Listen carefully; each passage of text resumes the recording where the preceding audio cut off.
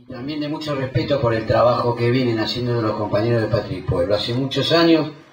que nosotros nos conocemos y esta posibilidad de debatir, de charlar, de que haya libros políticos y que abren el debate, que abren la discusión, para nosotros es muy importante y es un trabajo militante que no está muy difundido, pero que ustedes siempre han venido haciendo, y entonces para mí estar acá, muchas veces me ha tocado estar de aquel lado, estar acá es un orgullo y se los agradezco, y bueno, y sin duda el laburo que hacen es muy importante y me parece que es central y que tiene que ver con la cuestión de las restauraciones oligárquicas y que tiene que ver, digamos, cuál es el sentido de las restauraciones oligárquicas. Me parece que,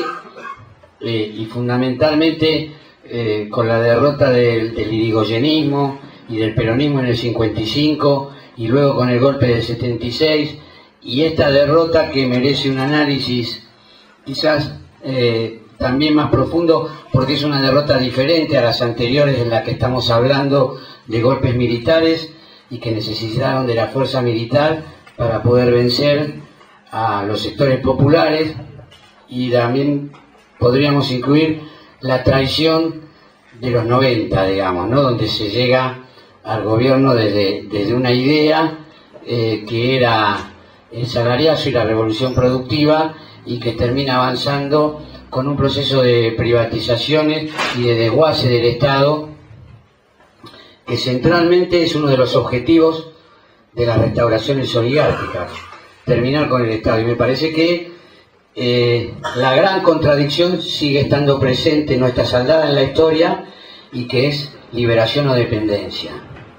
Y en este sentido, digamos, yo como militante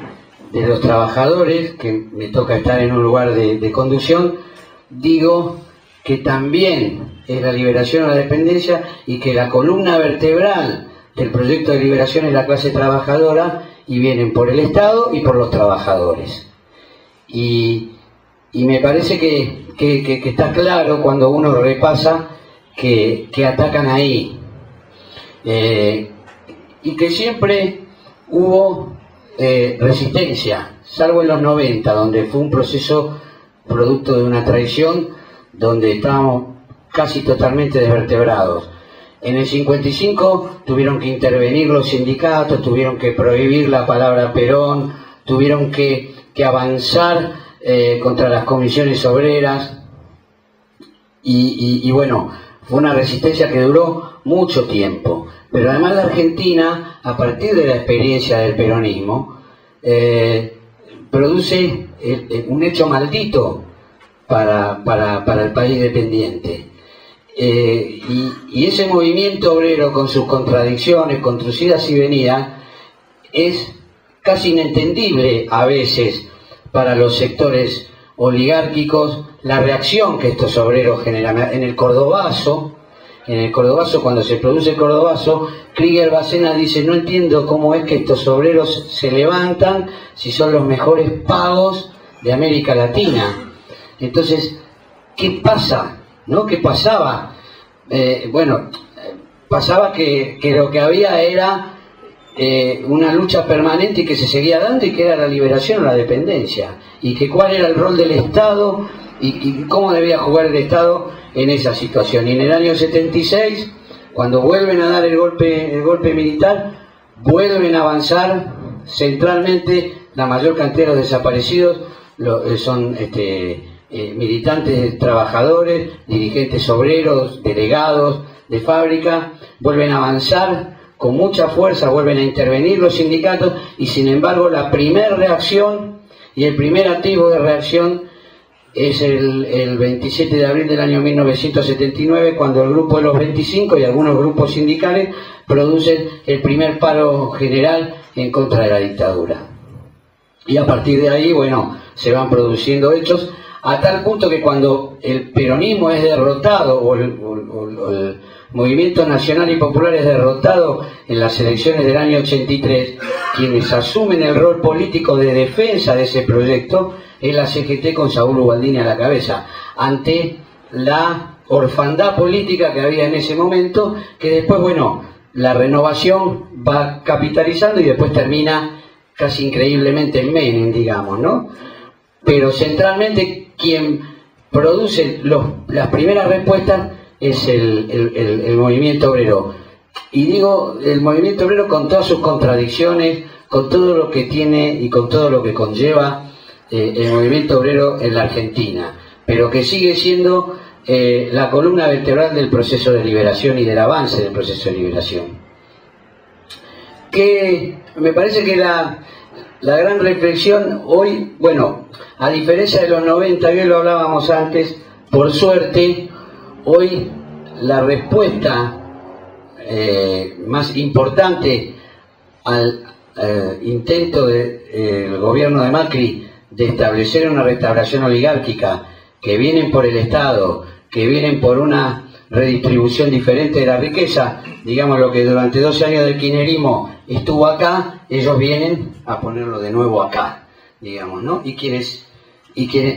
plantean la oposición a esto centralmente es el movimiento de los trabajadores. Las dos movilizaciones que tienen un mayor desarrollo y fuerza contra el plan económico que intentan imponer es el acto y el paro de la CGT en la Paseo Colón y la marcha federal de las 2 CTA, a la que también se suman sectores de la CGT. Entonces, lo que sí me parece, digo que es importante también discutir o reflexionar, ¿qué pasó entre aquel movimiento obrero del 55, aquel movimiento obrero digamos, del 76, el movimiento obrero del 83, ¿y qué pasa con este movimiento obrero? A mí me parece que tampoco el movimiento obrero es ajeno a un proceso general, que si bien se da de un avance político, es un movimiento obrero que comienza a despolitizarse en un sentido, digamos, en el sentido de ser el portavoz político del proceso de liberación. Hoy lo que el movimiento obrero tiene es una actitud de resistir a los avances que tienen que ver con quitar conquistas, bajar el salario, generar desocupación, pero no se ubica como la figura central de definición de un proyecto político alternativo. Y me parece que eso tiene que ver con una nueva época y con una nueva etapa en donde lo que nosotros vivimos en nuestro sindicato es la dificultad que hay para plantear esto, porque permanentemente la cuestión reivindicativa se impone como la discusión central y porque además esto que estamos haciendo acá casi ya no se hace, casi no hay un debate político en las organizaciones obreras como había antes. Entonces me parece que uno de los desafíos importantes es poder volver a discutir además el modelo de país y la cuestión de la contradicción principal de la liberación y la dependencia dentro de las organizaciones sindicales. Me parece que este es un hecho fundamental y que además es necesario un trasvasamiento generacional, que es necesario, pero que va a venir de la mano de todo esto, no se va a generar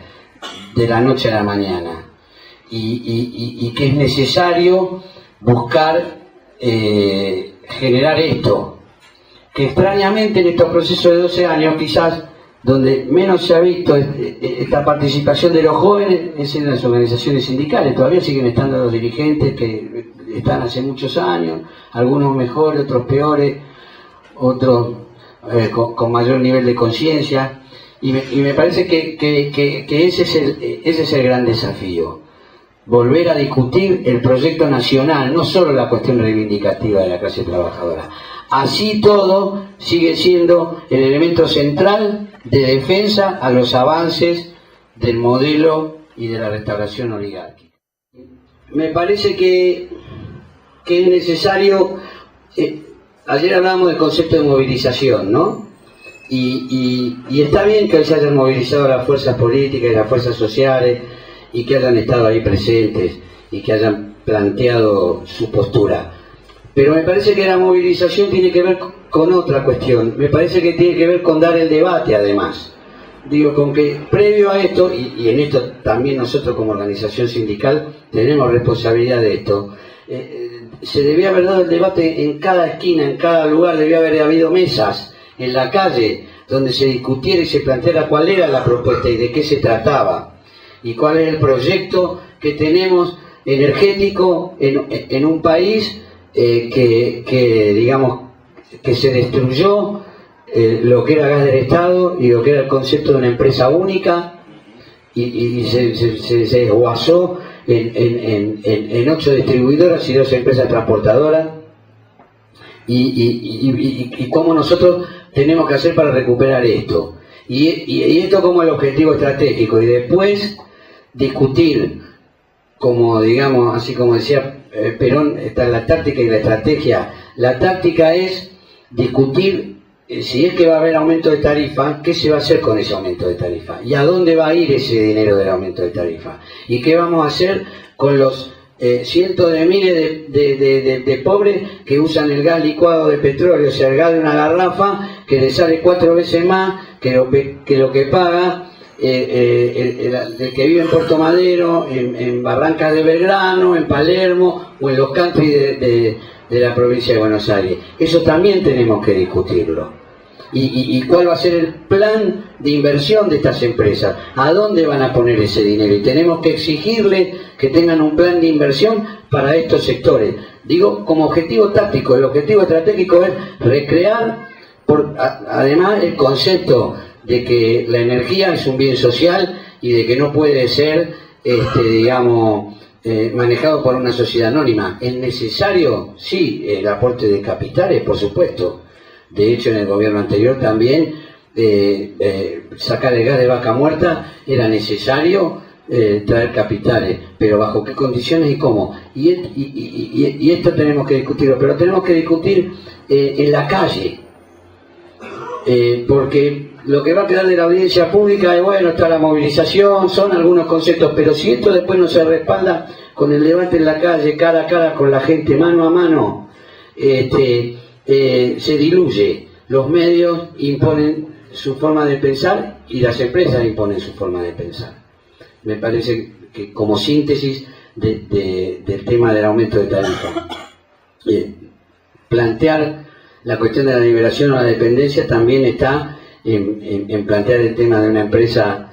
nacional única de gas, el petróleo. En este sentido también hay algunos avances importantes del gobierno anterior, pero también hay algunos debes, porque también las petroleras fueron las grandes ganadoras del proceso anterior. Las petroleras que exportaban justificaban su exportación o la cantidad que exportaban por declaración jurada propia, y a partir de eso pagaban los impuestos, las regalías que tenían que pagar. Yo digo, cuando murió ahora Bulgeroni, uno agarraba Página 12 y La Nación, y los dos hacían una excelente semblanza de Bulgeroni, desde un lado y de otro, como que era un gran empresario. Yo no digo que por ahí no lo hubiera sido, no sé, pero viniendo de la patria petrolera que era Bulgeroni, que fue muy querido por todos, por lo menos abriría un signo de interrogación, ¿no? Bueno, listo. Gracias.